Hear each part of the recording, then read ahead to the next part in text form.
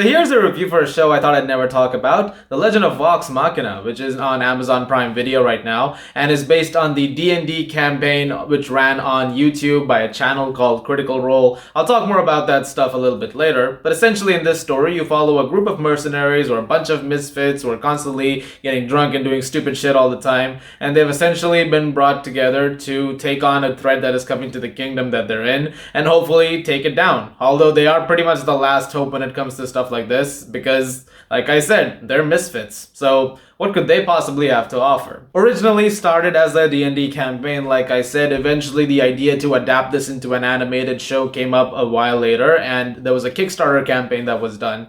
It raised a few $1 million within, I believe, a day or something like that, which was amazing. The fans of this thing are really very, very devoted, and I know what Critical Role is. I know the people involved in it. I know that it's this massive thing that a lot of people tune into. In fact, every time there's a new episode, I've noticed it trends on Twitter, not just in like the top 30 or something. I mean top 1, 3. It's actually up there whenever those happen. So I realized that there is a gigantic fan base for it. And I'm curious as to how much of the original campaign has made it into this, because the original one ran for a couple of years and it spans hundreds of hours, hundreds of episodes. I don't know if all of that's going to make it into a television season, because each episode in this, the 11 episodes of season 1, are only about 20 minutes long. However, I'm only going to approach this from a show perspective, because I sadly don't know too much about the original campaign, and so I can only talk about it as a season of television. And what I saw made me want to watch the campaign, because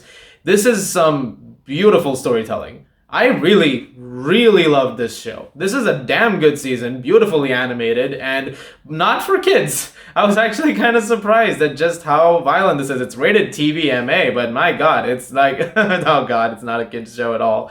But I absolutely loved it. I thought this was a fantastic season, and I cared so much about these characters as it went on. A lot of that is a testament to the people involved in it. Yes, the people who are actually on the channel are the people who are voicing their own characters in this, which I thought was really, really cool, as well as a few other actors who've come in from voice acting lore who have come in to, basically bring life to these characters, which was also really, really cool to see. But it has to be a testament to everybody involved in it, not just the dungeon master of the original channel, but also everybody who has worked on these characters and brought something to them. Because at the end of the day, Dungeons and Dragons, you're telling a story over there, and you're also doing so by, carving out different possibilities, different paths of life for these characters. And so that involves a level of imagination and ingenuity that is very hard to crack.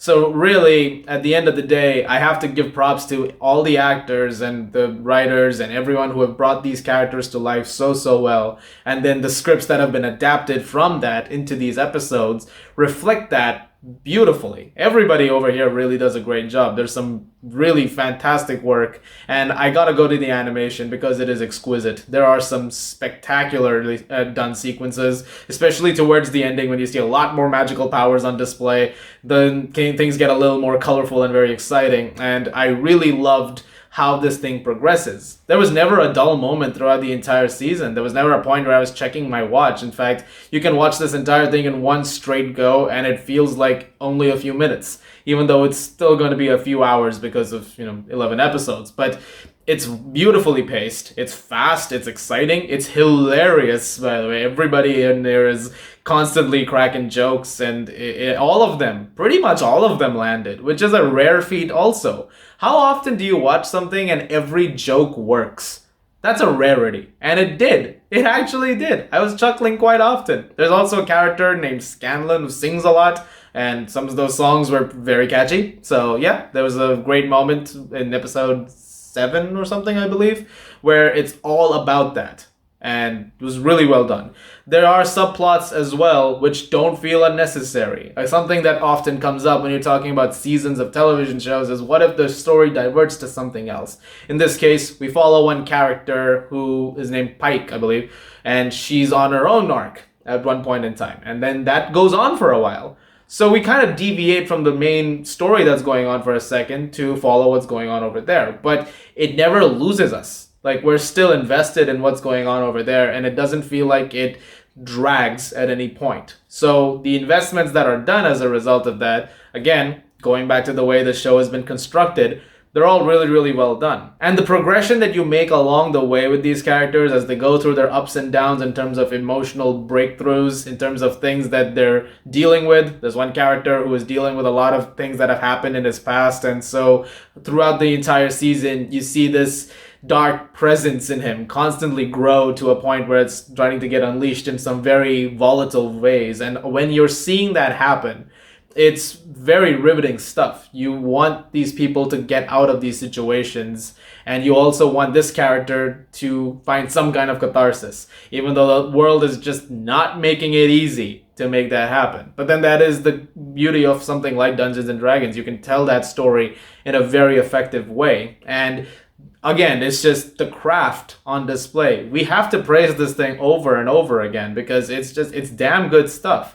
I mean, the storytelling here, I now firmly have in my head, like, you have to look to more stuff from them. And if this is a sign of what's to come in future seasons, then I'm definitely going to go check out the campaign. I'm very curious to see how the rest of this story played out, because it does end with a stinger for season 2, and that's also going to be about 11 episodes. So I'm very excited in where this story goes. But I'm invested now. I am now a big fan of this, and I hope more people get a chance to check it out. Yes, you may not be familiar with the material. Like I said, I haven't seen the original campaign. I'm going in as a completely new person, but now I want to see what's in store, and I want to see what else they pull up. I mean, see, these are some of the best storytellers. I mean, Dungeons and Dragons, I remember there was a point of time where kids would talk about it and they would get all kinds of like nonsense for it. Like, in high school or something like that, there used to be those kids who'd be like nerds.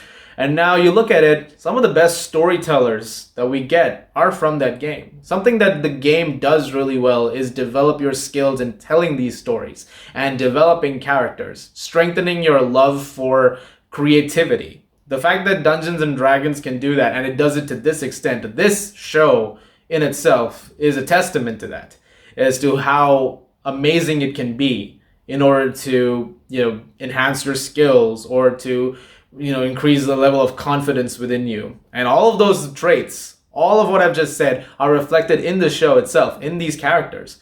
There is praise to that. So yes, definitely check out this season if you get a chance. It's on Prime Video, like I said. And yeah, just really enjoy it. I'm going to give The Legend of Vox Machina Season 1 an A. Guys, thank you very much for watching. Look forward to a lot more very soon. I'm also going to finally start playing Horizon Forbidden West, which I bought yesterday, but then with Texas Chainsaw Massacre and Uncharted and all that stuff, I was just kind of busy with talking about all of this. Very curious to hear from people who are fans of Critical Role, because I want to know, like, what else did you guys love about it? What about the adherence to the original? Like, do you like the way they're telling the story? As always, if you like this, like I said, please do subscribe, and I'll see you guys at the movies.